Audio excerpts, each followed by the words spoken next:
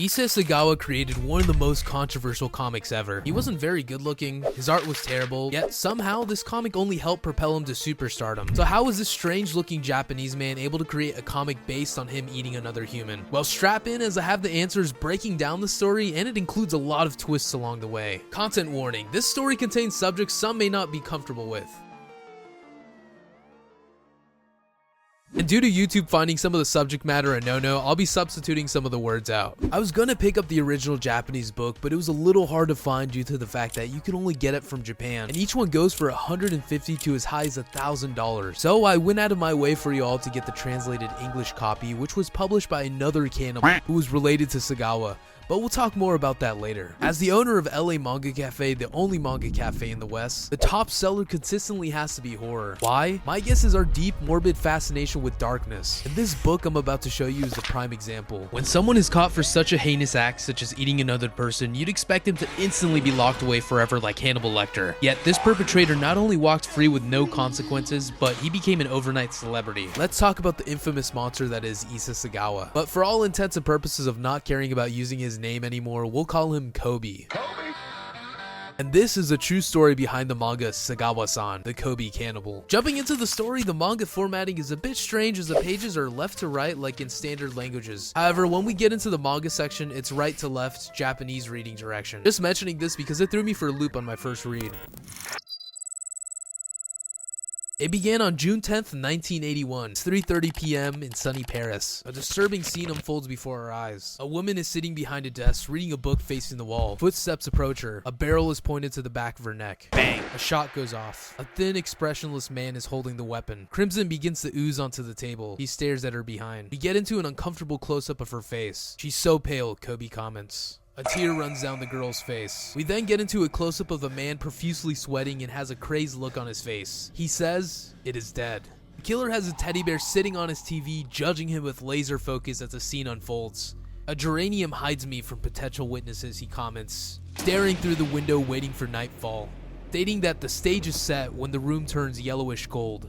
From this point on, I can't describe the events in extreme detail as YouTube will nuke me into oblivion. Unironically, Kobe draws himself as a demon, a barren, bright creature with claws where his fingertips should be. He undresses the girl, commenting how her skin is silky and how he loves Caucasian women, but goes back to devouring her corpse. We jump back into the past as he describes his obsession with white women. "I've always been attracted to white women. The first one was Grace Kelly in her film High Noon. I admired her and desired her, but I'm so ugly. And now, I'm with Renee." Kobe here looks like a Fent baby drooling while Renee towering over him looks down in confusion. Continuing his thought, Kobe says, "Renee was a Dutch student. I was a Japanese exchange student. I got along well with her. I love white women. And then I wanted to eat her. I asked her to come to my house to read me poetry. It was an excuse. I had planned something else." He detailed how much he loved her body and he would do anything for her snow white skin. Snapping back to reality, he says, "And she was there, before me now, showing her big backside, joking not to mind the smell." Now we get into the real meat of it all, where he starts to describe how each part of her tastes. First starting with Renee's right bottom cheek. Another tear runs down the girl's face. Kobe cuts and is gleefully eating a chunk he pulled out. "It's raw. It's raw." On the next page, the demon is bright red and erect. He describes the taste as a tuna belly.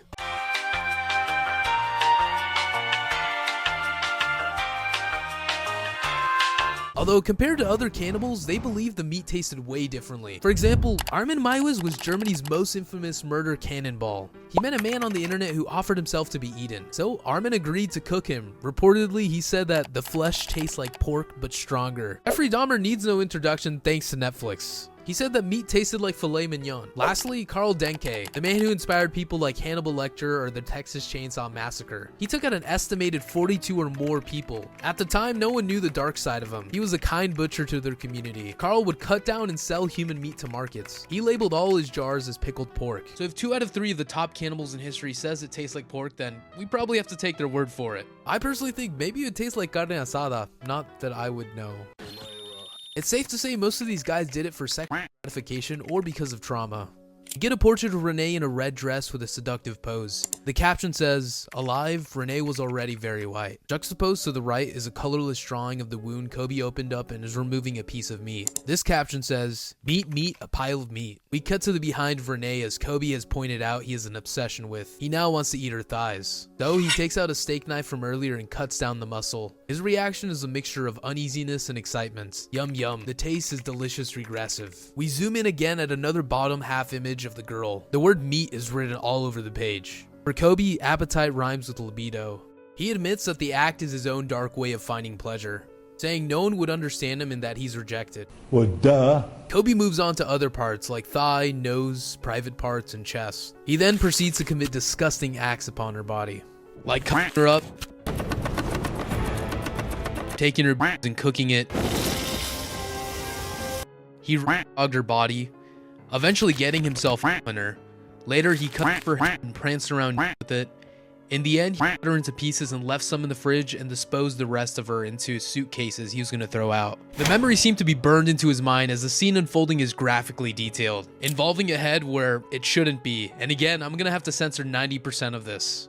Late in the night, he accepts his reality, saying, "I am a cannibal," while looking in the mirror with Renee in his hand. Truly vile stuff. But the next day, he decides to get rid of the girl by hiding her in 2 suitcases and throwing her in the lake of Paris' second largest park, Bois de Boulogne. Say that again.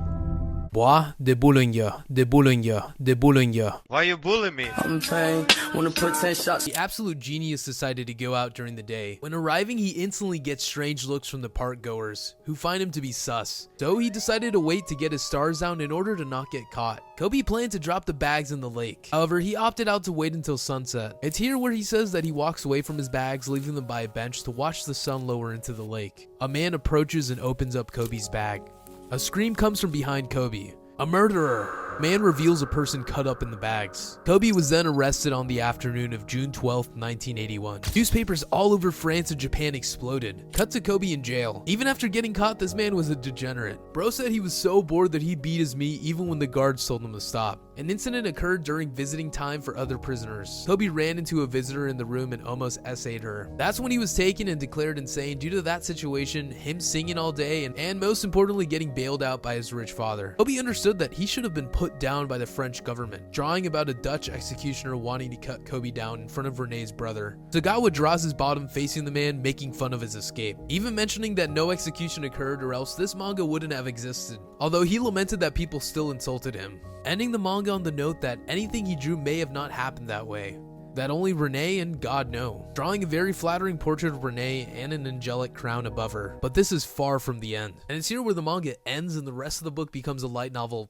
Sort of. The next part is called Sagawa's Friends. Kobe gives a breakdown of his friends or people close to him, which is just plain sad. The people surrounding Old Boy were just straight up scumbags. Without going into great detail, we have a corn director by the name of Kiroki Karo, a corn star by the name of Amano Sayoko, groupies he got to lay, a man named Shimada Shoji, a writer who helped him publish one of Sagawa's first books, and lastly Shozo Numa, a weird and mischievous author with a similar lifestyle to Sagawa's degeneracy. He died being chosen a woman of the night. The second part is the autobiographical account of the events that led up to the murder and the aftermath of it all, called The Case of the Japanese Cannibal of Paris. The third is a surrealist interpretation and drawing of why Kobe became a cannibal. Upon the first viewing, you'd think it doesn't make much sense, but the sporadic drawings are of points in Kobe's life, like him being attracted to Grimm's fairy tales as a child, showing that maybe some traumatic things happened to him in his childhood, but nothing enough to concretely understand. That maybe the darkness wasn't born inside of him, but created. The fourth part is called The Hand of God, an interview Kobe had with some director and mangaka Takashi Nemoto. It's a pretty standard interview on the adult movie Sagawa was featured in. It does mention the release of this manga at the time in 2000. Now, I wanted to do some more digging outside of this manga to find if there were any signs of Kobe committing this crime in the future.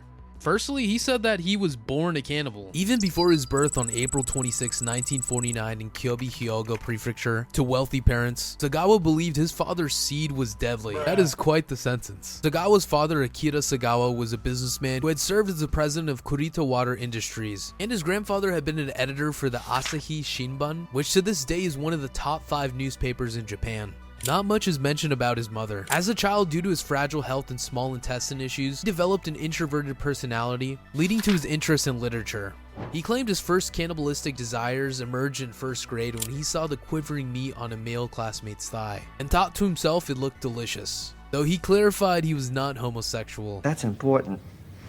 In a 2011 interview with Vice, Kobe reported that as a youth he committed bestiality on his dog and continued to feel cannibalistic desires for women. And in junior high, he became obsessed with Western actress Grace Kelly, sparking his desire for white women. The story doesn't end there. I'll actually leave my rating towards the end, but to paint a whole picture, the manga wasn't released in English until 2023. Originally published December 1st, 2000, but a whole 2 months after the death of Kobe, the manga was released January 25th, 2023. Leading me further down the rabbit hole, I wanted to know who were the mad lads who translated and released this manga so quickly. And it turns out it was actually a cannibal.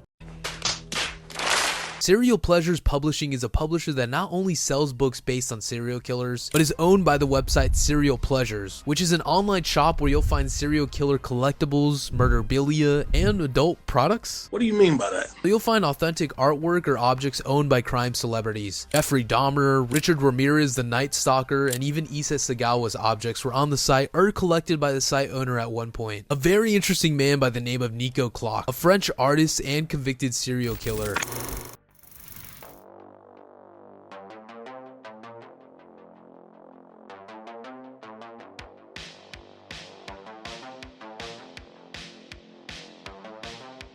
Transporting us back to the good old days of the 90s before Clock was given the title The Vampire of Paris, he would grave rob cemeteries and found work as a mortuary assistant, stitching people up. This is where he would take advantage of his benefits, as when Nico was working alone, he got to take home some leftovers from the corpses he worked on. This is what Nico Clock had to say about the taste. Sometimes I brought select meats home with me to be cooked, but my preference was to eat them raw. It tasted like tartar steak or carpaccio. The big muscles of the thighs and back were good, but there was no good meat in the only fats. People often ask me what went through my mind the first time I indulged in my cannibalistic fantasy. Well, to be honest, I said to myself, wow, now I'm a cannibal. Cool. Eventually, his dark, twisted fantasies got the best of him. And on October 4th, 1994 is when he decided to cross the line. Nico booted up his dial-up internet and messaged men on an ancient place called Minitel. It was an online service accessible through telephone lines and was the world's most successful online service prior to the World Wide Web, which the French used the service up until 2012.